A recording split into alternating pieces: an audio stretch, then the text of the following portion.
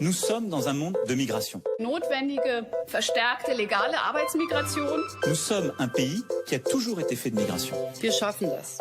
Migrant-entrepreneur.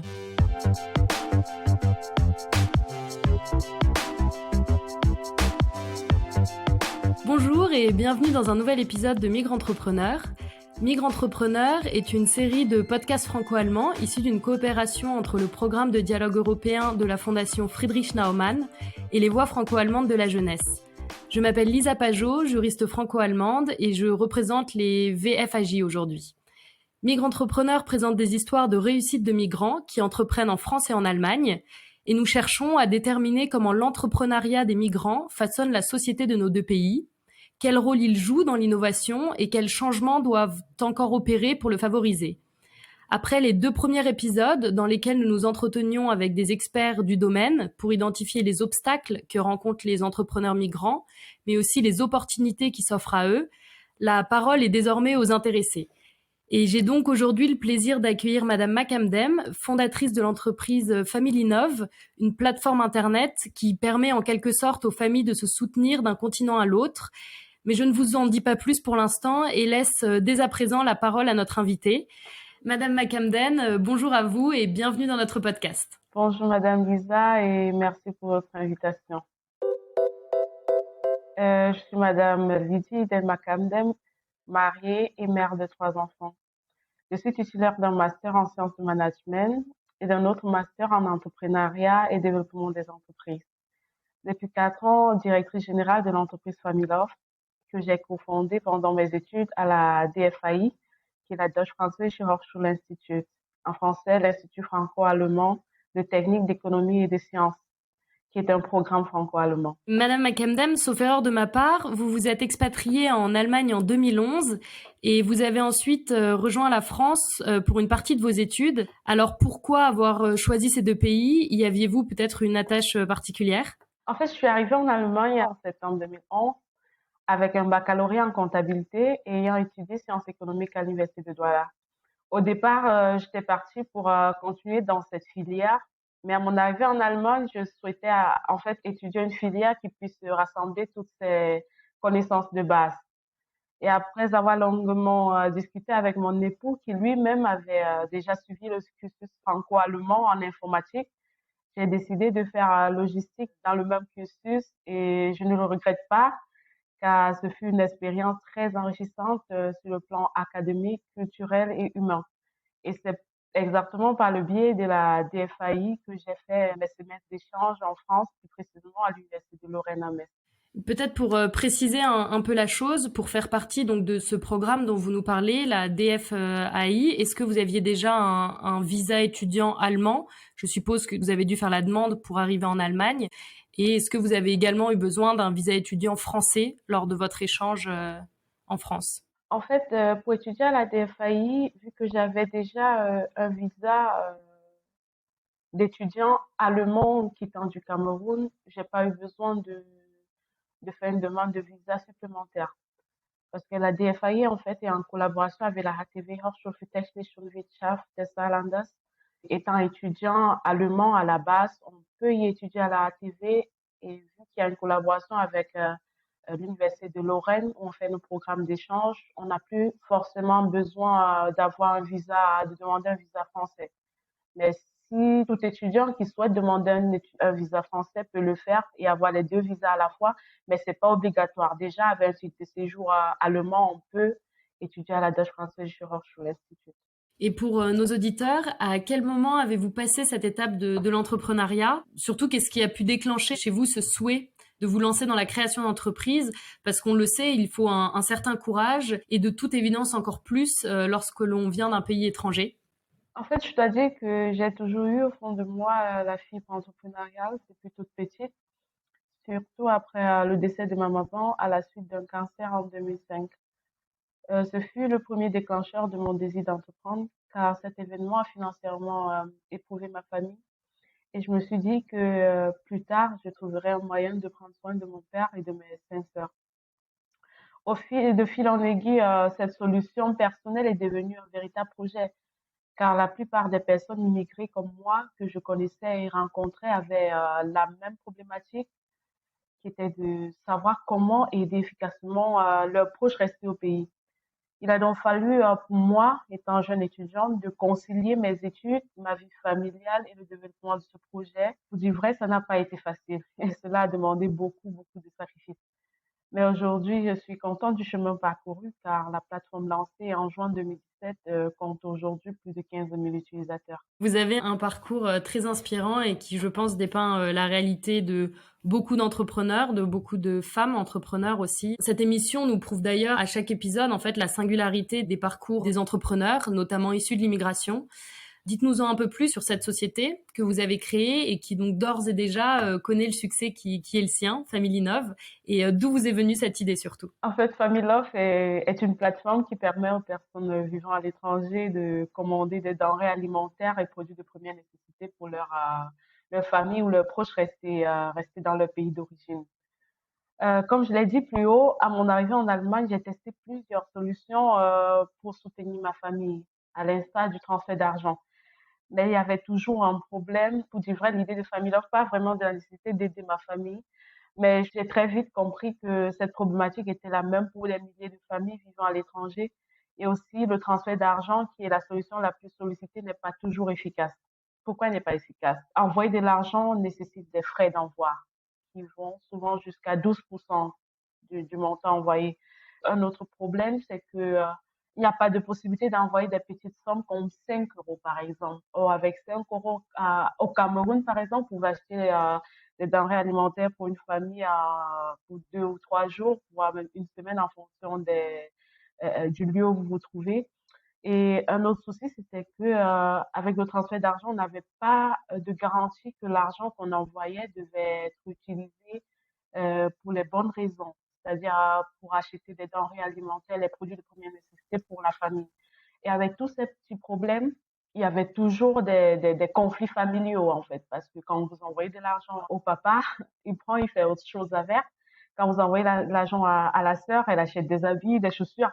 Du coup, à la fin, étant jeune étudiante, avec une famille à soutenir, avec mes études à financer également, c'était trop pesant pour moi parce que à la fois, l'argent envoyé ne résolvait pas le problème posé et moi, je pouvais pas être tranquille sachant que ma famille ne disposait pas des denrées alimentaires nécessaires à leur suivi du quotidien. Finalement, c'est vraiment la clé de l'entrepreneuriat. Vous avez cherché à répondre à une problématique qui vous touchait personnellement et grâce à cette plateforme, vous aidez de nombreuses familles qui sont dans la même situation que la vôtre, qui est une situation bien connue, des envois d'argent du continent européen au continent africain ou à d'autres continents. Et effectivement, c'est très inspirant. Et comme vous le savez, ce podcast cherche en fait à mettre en lumière des parcours comme le vôtre pour que d'autres, parfois plus hésitants, osent se lancer. À cet égard, peut-être quels conseils pourriez-vous donner à de jeunes ou moins jeunes entrepreneurs dans l'âme qui viennent de l'étranger mais qui n'osent pas se lancer dans l'entrepreneuriat par peur des obstacles que vous avez sûrement vous-même rencontrés et dont on a déjà pu parler de manière assez approfondie dans nos épisodes précédents? Le premier obstacle à l'entrepreneuriat, c'est soi-même. Parce que je me dis, c'est la conception qu'on a de soi dans son esprit, dans sa tête, en fait. Et je me dis, l'entrepreneuriat n'est pas facile. Et la première chose à faire pour un entrepreneur, c'est d'avoir le courage et aussi l'audace d'oser. Parce que si vous n'osez pas, comme je le dis toujours, étant entrepreneur, c'est important d'essayer. Le pire, c'est qu'on va échouer et au mieux, on va gagner. Étant étudiante, comme je dis aussi, même si on échoue, on a toujours la possibilité de se rattraper avec ses diplômes. C'est pourquoi je conseille toujours à tout entrepreneur, malgré l'entrepreneuriat que vous faites, ne lâchez jamais vos études parce qu'on ne sait pas de quoi l'avenir est fait. On ne sait pas où est-ce que notre projet va nous amener. C'est comme le loto, en fait. Étant migrante, venant du Cameroun pour l'Allemagne, au départ, c'est pas évident parce que déjà, il y a l'obstacle de la langue. Quand vous arrivez dans un pays où vous n'avez jamais parlé l'allemand, déjà, il vous faut passer un diplôme linguistique pour avoir accès à l'université. C'est déjà un défi qu'il faut relever quand on vient en Allemagne, en fait. Et un autre souci également, ce sont des obstacles bureaucratiques, en fait. Parce que quand vous venez d'arriver, c'est tout un autre système. Vous savez pas comment ça se passe pour la création des entreprises. Vous savez pas quelles sont les conditions à remplir. Par exemple, quand vous avez un titre de séjour. Pour le cas de l'Allemagne, par exemple, il fallait au moins avoir fini un diplôme pour avoir une autorisation pour lancer son projet, en fait. Et au-delà, effectivement, une fois l'autorisation acquise, il est connu que le financement reste un point décisif pour la réussite de l'entrepreneuriat, notamment par exemple pour des étudiants qui n'auraient pas de fonds propres. Et nous en avons parlé dans les épisodes précédents de notre podcast. Il est encore plus difficile pour les personnes venues de l'étranger, souvent, d'obtenir un financement. Comment est-ce que ça s'est passé pour vous? Pour ma part, pour du vrai, jusqu'à aujourd'hui, je n'ai jamais reçu de financement. Quand j'ai participé à tellement de concours, de projets de financement, mais malheureusement, j'ai pas eu de financement. C'est d'autant plus difficile pour des étudiants migrants parce que les banques ont cette peur. Je peux aussi comprendre parce qu'étant migrant, quand on arrive, on ne sait pas si on va repartir ou si on va rester. Du coup, pour une banque, si vous n'avez pas une certaine sécurité sociale, par exemple, si vous n'avez pas, s'ils ne sont pas sûrs, par exemple, que vous avez un travail déjà à durée indéterminée, comme c'est le cas en Allemagne, ou si vous avez d'autres sources de revenus ou d'autres patrimoines qui leur permettraient, si jamais ça tourne au vinaigre, de récupérer les fonds qui vous ont été octroyés, c'est vraiment difficile d'obtenir un financement. C'est vraiment difficile. Mais finalement, malgré ce manque de financement, vous avez réussi à monter votre entreprise. Donc, qu'est-ce qui vous a aidé à dépasser peut-être cette absence de fonds propres? Comment est-ce que vous y êtes prise? Pour dire vrai, je suis quelqu'un de très déterminé qui croit beaucoup en ce qu'elle veut faire, en fait. Je vais foncer, en fait. Je vais foncer à fond. Et c'était le cas avec Family Love parce que on a tout essayé, plusieurs concours, tellement de pitch. À la fin, on n'a pas eu de financement. Du coup, il était question de savoir est-ce qu'on arrête parce qu'on n'a pas eu de financement ou est-ce qu'on fonce et on prend nos fonds propres, étant sûr de l'idée qu'on a pour essayer et voir ce que ça va donner. Et c'est le pari qu'on a pris. On a dit, OK, on n'a pas reçu de financement, c'est pas grave. On va prendre nos propres fonds malgré les difficultés et on va injecter dans l'entreprise et commencer tout doucement. Et c'est ainsi qu'on a commencé. On a tout développé nous-mêmes, la plateforme, le marketing. On a tout fait, tout, de A à Z. Et jusqu'aujourd'hui, c'est ce qu'on fait. Et je me dis, c'était également quelque chose de bien de ne pas avoir eu le financement très tôt parce que avec le peu qu'on avait, on a réussi à faire ce qu'on n'aurait peut-être pas réussi à faire avec autant de financement. On n'avait rien, on a utilisé le peu qu'on avait et on a créé quelque chose d'international sans financement. Et aujourd'hui, je crois que c'est notre plus grande fierté.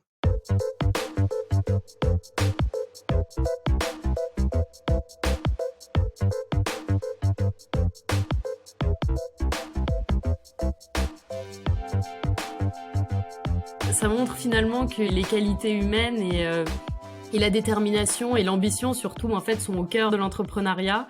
Et on le sait, le financement ne fait pas tout dans un projet d'entreprise et vous nous le démontrez bien.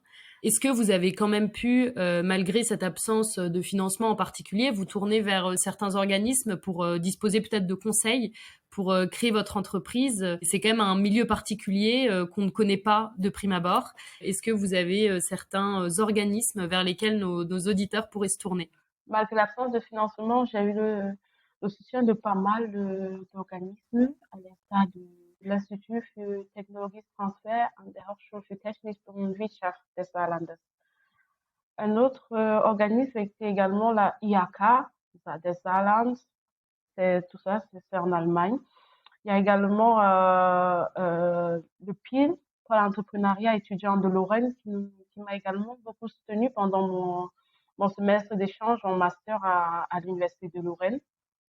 Il y a également Studienstiftung parce que j'ai eu l'opportunité de bénéficier de plusieurs bourses d'études et également certaines personnes, certains professeurs qui m'ont quand même apporté une aide considérable à l'instar du professeur Dr Bouzonville qui est professeur à l'Université de Lorraine également. Il y a professeur Marcus Thomas Münter et il y a également Frau Anna Köth, Anna Lavera, qui était ma conseillère à l'Institut für Technologie Transfert. Et c'est une belle opportunité que vous avez aujourd'hui de les remercier par le biais de ce podcast.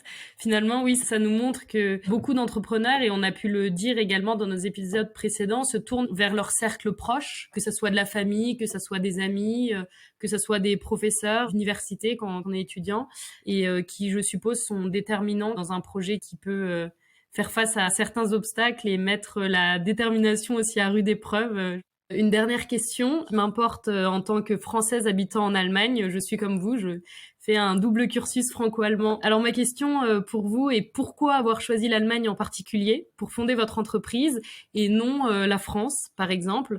Vous parlez parfaitement le français. Est-ce que ça n'aurait pas peut-être été plus simple pour vous de vous y établir? Pour du vrai, j'aurais tout aussi bien pu créer mon entreprise en France. Mais étant arrivée par l'Allemagne, j'avais plus de connaissances de ce système, pour du vrai. Et ce qui a également joué en faveur de l'Allemagne est que lorsque l'on est compétent, on peut y trouver sa place et son chemin. En Allemagne, le travail acharné porte ses fruits et on s'y sent en sécurité. Avec des diplômes, on a au moins une certaine sécurité du travail. Et quand vous êtes compétent, avec mon expérience en tant que femme surtout, il y aura peut-être des obstacles, mais au final, je me suis rendu compte que ce qui compte le plus, c'est la compétence. Et quand vous êtes compétent, vous êtes respecté à votre juste valeur, tout ce que vous êtes. Merci à vous, c'est là une parfaite conclusion pour notre épisode d'aujourd'hui.